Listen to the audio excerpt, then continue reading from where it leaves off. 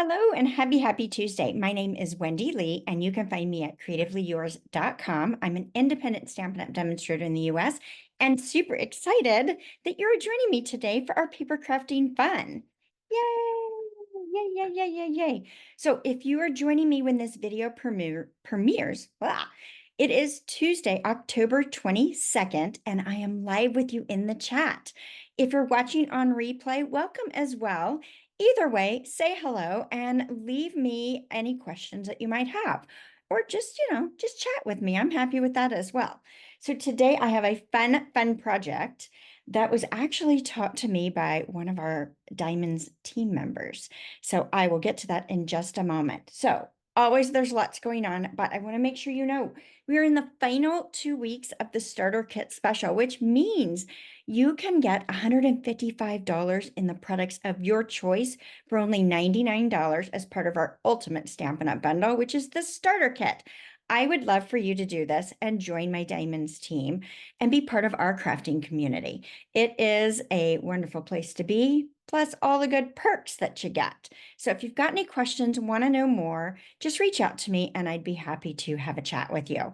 So know that that goes on through the end of October. So just like a week and a half.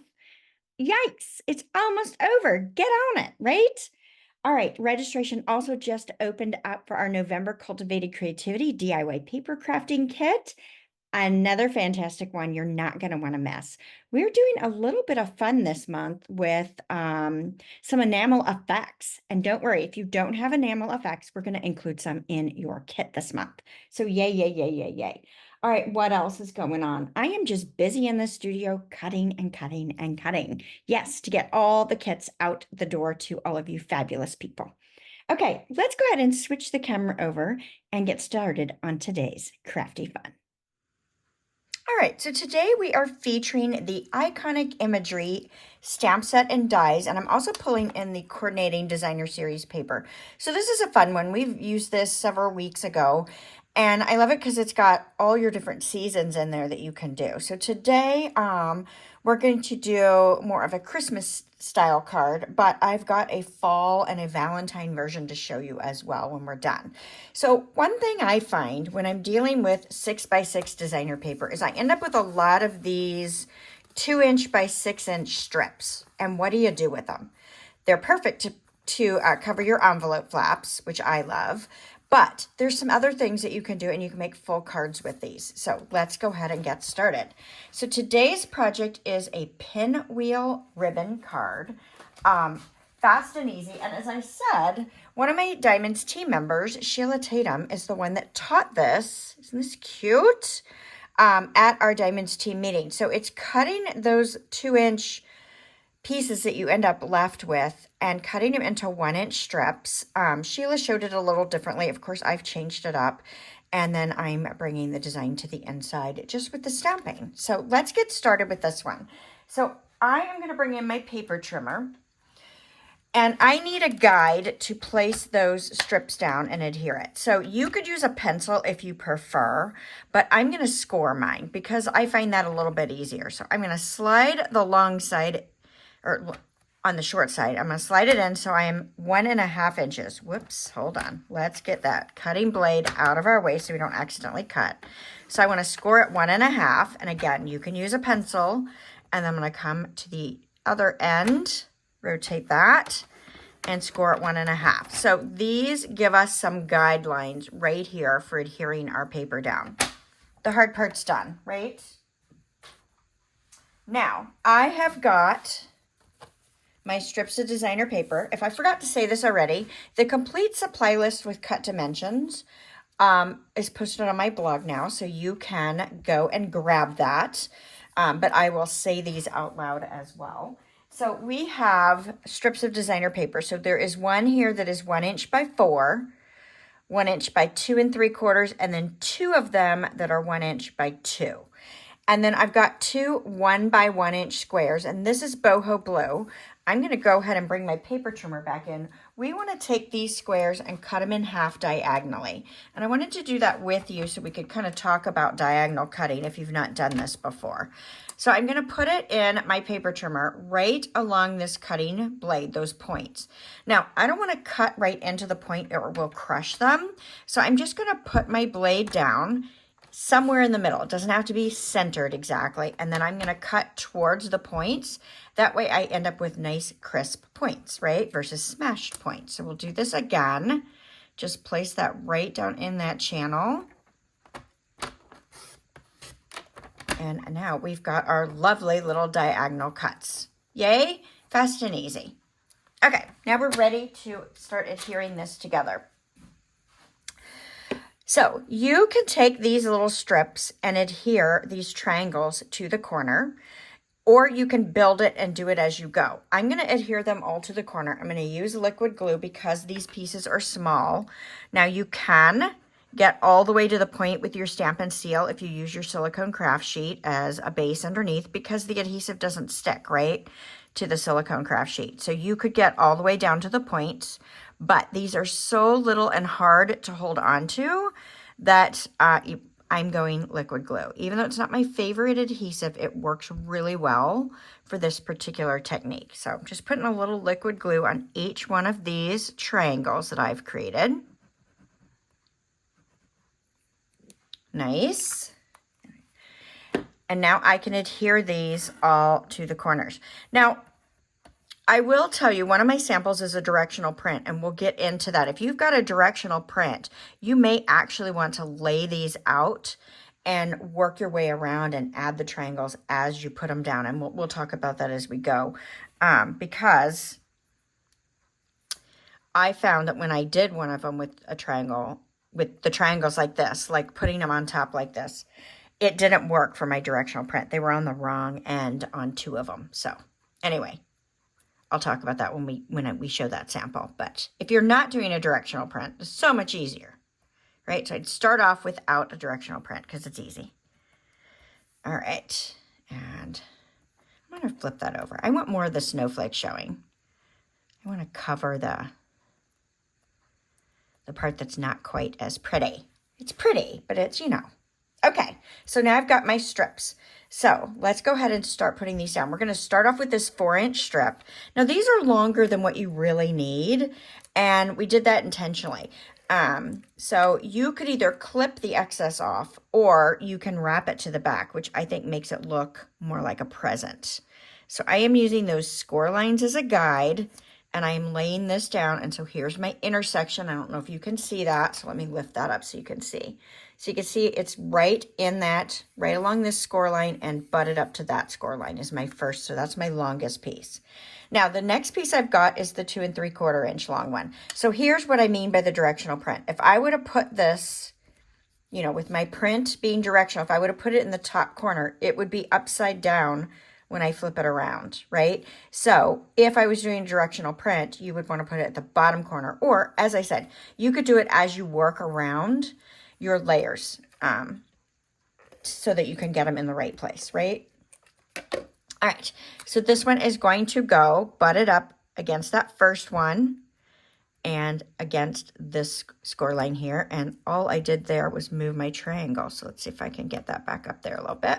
There we go. And I put this down super crooked. Let's see if I can pull that back up. Usually I can with Stampin' Seal, as long as it's not sit for too long. I can usually fix that. Not always though. Sometimes it just adheres down too good, right? All right, so we've got that one down. Now we're left with our 2 2-inch ones. So here's another case where if I had a directional print where my print was going this way, and I put this down, I might have it going the wrong direction, right? Because I probably would have had my print facing up, but who knows? We'll see. I messed it up on the first one. So just my point being, just watch it if you're doing a directional print, okay? Whoops. All right, got my Stampin' Seal. So we've just worked our way around those 4 corners. And so it gives us our little ribbon with our pinwheel. Cute? Now, I'm just going to fold these ends to the back. They already have adhesive on them because I went all the way to the edge. And if not, you could add a little bit more adhesive. Cute. I love it. I love it. I love it. So now I wanted to do a little stamping on here. So I'm bringing in Peace, Love, and Joy. And I'm going to stamp it with boho blue. So that's my lighter color that I've chosen here.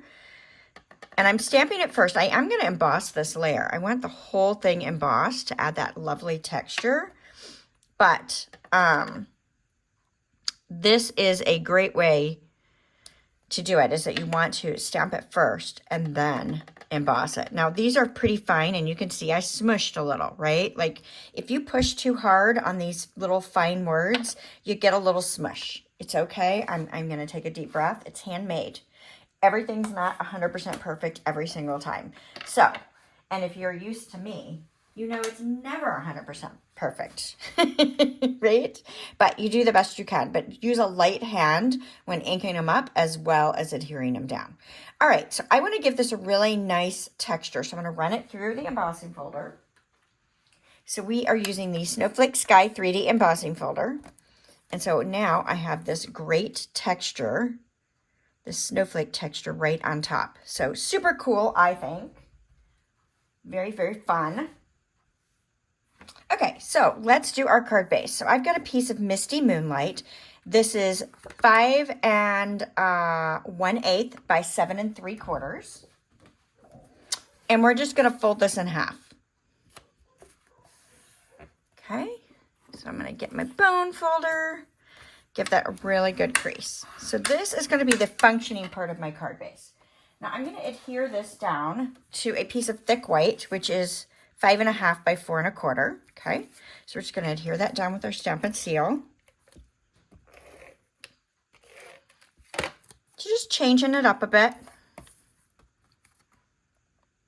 Center it best to my ability, right? And then we will adhere this layer right onto the front of that card base.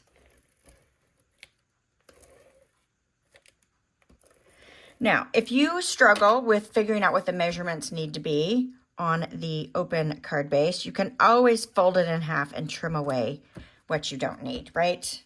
All right, beautiful, beautiful, beautiful. Now, I would love a little snowflake here. So let's grab a scrap of white. And I am going to grab my boho blue ink again.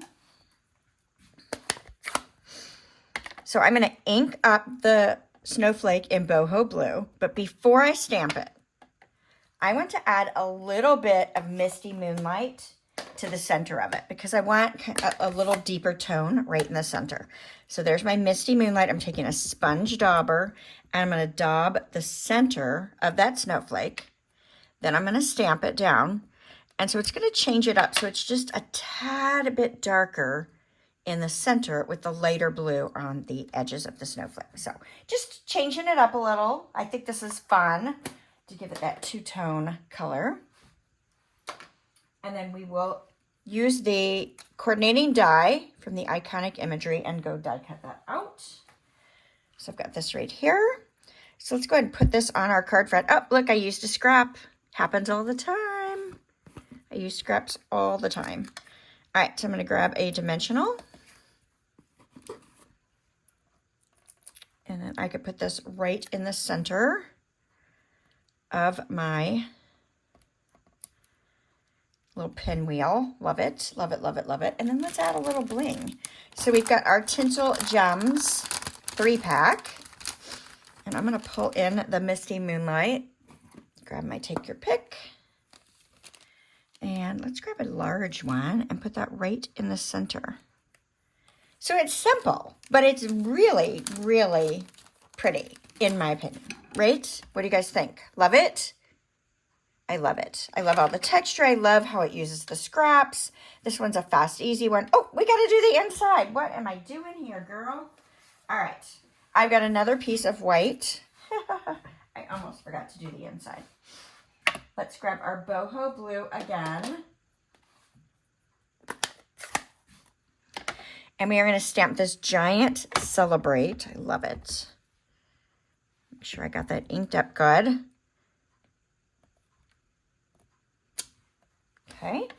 And then let's grab our Misty Moonlight.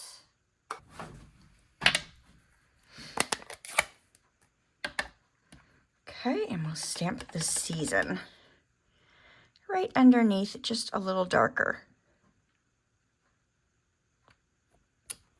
Nice. So I like how the Misty Moonlight just stamps a tiny bit darker. And so it gives you that lovely two-tone coloring. All right, we'll add this to the inside. Got to finish the inside. Now, of course, you could stamp some of the snowflakes if you wanted to. You could bring some of the designer paper to the inside. I left it pretty simple since this is a big sentiment. I still have some room to write if I wanted to. You could make this a gift card holder by making that a pocket instead. So let's look at a couple of the alternates. So I did a Valentine one. So this one, I stamped love 3 times in the bubble bath. The embossing folder I used was the Dotted Circles 3D embossing folder, and so I paired Cherry Cobbler with the bubble bath. Now, I think if I were to do this one again, I would change my stamping. Instead of the lighter color, I would have gone with the Cherry Cobbler maybe, because I feel like it's a little bit too light, but it is subtle, right? So I do kind of like it. So, you know, who knows? And then the inside just says love you in the bottom, which is cute as well. And you could bring some of those little hearts. So I didn't add any actual like gems or anything. I just used the little die cut hearts to decorate this one. So I thought this was kind of fun. Love this big bold folder. And I love that you can place your layer wherever you want to get this print. So that's one of my favorite things about these big bold folders. So I was able to make it circling right around that focal point where those ribbons come together. All right, next I have got a fall one. So I did a little grateful. I really like how this one turned out. Pulled in a little bit of that pretty peacock in with that Cajun craze. I did add a couple little adhesive back sparkle gems. A little stamping, and we used the Timber 3D embossing folder on this one to give that texture to the background, which I think is great. And so I stamped it a little differently. I just put grateful on the front and then the for you on the inside. So here again, I could have stamped one of those beautiful leaves in there. That would have been really, really nice. So what I'm trying to say is that you could change this up and use this same design for any season. And of course, the Iconic Imagery Designer Paper Pack has all your seasons in it. So it's kind of a fun one to use. All right. Thank you guys for joining me today. If you're enjoying the content, give me a thumbs up. Be sure to invite your crafty friends to come join us on Tuesdays for a little bit of a break. And I hope to see you all again next Tuesday. All right. Bye for now.